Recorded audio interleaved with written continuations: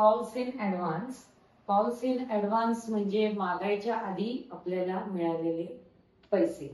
Calls in advance हे मी जसं explain केलं होतं, कॉल्स इन ऍडव्हान्स जे असतं ते ज्या वेळेला फॉर एक्झाम्पल जर अलॉटमेंट केलेलं असेल फक्त आणि अलॉटमेंटचे पैसे येतात त्यावेळेला काही शेअर होल्डर्स असे असू शकतात किंवा असतात की जे मागायच्या आधीच फर्स्ट कॉलचे पैसे पण तुम्हाला देऊन टाकतात. तर ते जे पैसे इन ऍडव्हान्स आलेले असतात त्यालाच आपण म्हणतो calls in advance. Calls in advance हे आपण कुठे लिहिणार?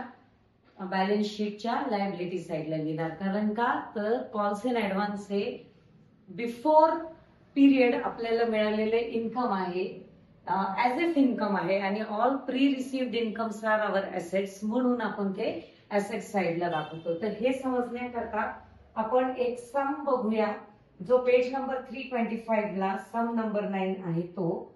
तर सम मध्ये दिले Archana limited issues 10,000 shares of ₹10 each at ₹12 म्हणजे 10,000 इक्विटी शेअर्स ज्याची व्हॅल्यू ₹10 म्हणजे टोटल कॅपिटल व्हॅल्यू होणार 1 लाख. ते ₹12 इश्यू केले म्हणजे ₹2 प्रीमियम आहे आपलं. 10,000 into 2 20,000 असं आपल्याला ते रिक्वायर्ड आहे. मग त्यांना पैसे कसे हवेत? तर ऍप्लिकेशनच्या वेळेला ₹3, अलॉटमेंटच्या वेळेला 5 इन्क्लुडिंग प्रीमियम. म्हणजे जर ते बायफर्केट केलं आपण तर 5 मधनं ₹2 प्रीमियमचे असतील आणि 5 मधनं ₹3 हे कॅपिटलला जातील आणि फर्स्ट आणि फायनल कॉलला त्यांना रिक्वायर्ड आहेत ₹4. मग पुढे त्यांनी काय सांगितलंय? ऍप्लिकेशन्स वर रिसीव्ह फॉर 8,000 शेअर्स ओनली. आपण इश्यू केले होते 10,000 पण लोकांनी सबस्क्राईब केले फक्त 8,000. म्हणजे ही केस कुठली झाली? अंडर सबस्क्रिप्शनची झाली. सो जे पण कॅल्क्युलेशन होणार आहे इन्स्टेड ऑफ 10,000 ते कॅल्क्युलेशन होणार आहे 8,000 प्रमाणे. मग ते जर आपण पाहिलं तर ऍप्लिकेशनच्या वेळेला आपल्याला मिळणार 8,000 into 3 24,000. अलॉटमेंटच्या वेळेला 8,000 into 2 16,000 of premium and 8,000 into 3 of capital 24,000. Same way first and final कॉलचे 8,000 into 4 32,000 असं आपलं कॅल्क्युलेशन असणारे मिळण्याचं. पण पुढे काय सांगितलंय त्यांनी? Ketan holder of 400 share. Ketan नावाचा एक शेअर होल्डर आहे ज्याच्याकडे शेअर्स आहेत 400. तो 400 शेअर्सचा शेअर होल्डर आहे.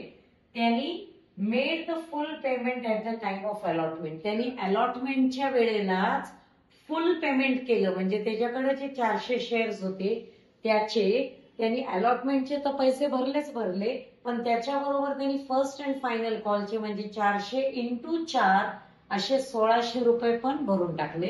हेच 1,600 म्हणजे काय झालं? Calls in advance.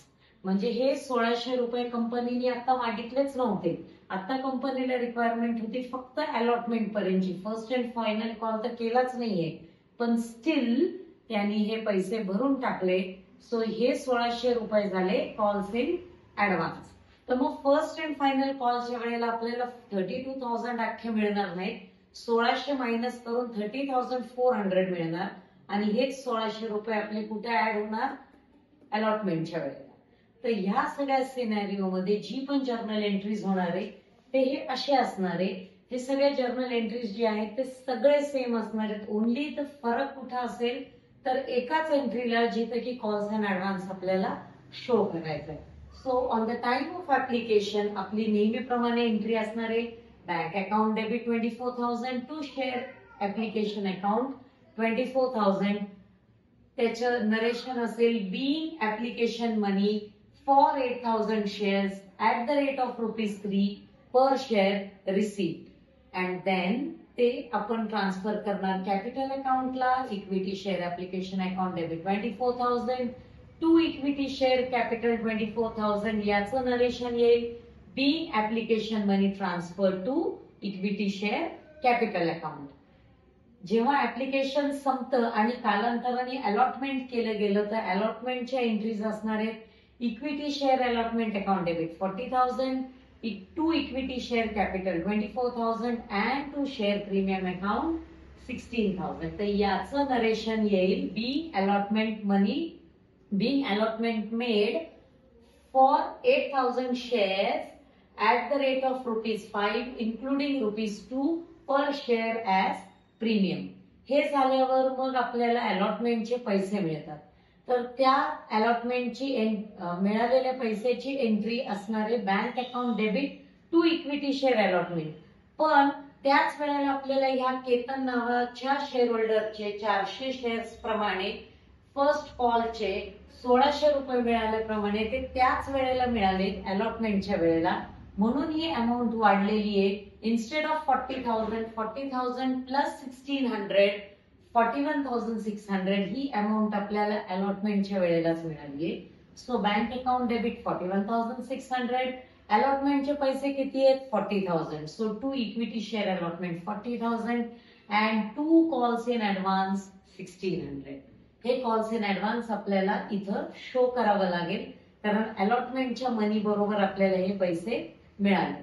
हे झाल्यावर मग फर्स्ट अँड फायनल कॉल केला गेला. So equity share first and final call account debit 32,000 to equity share capital 32,000.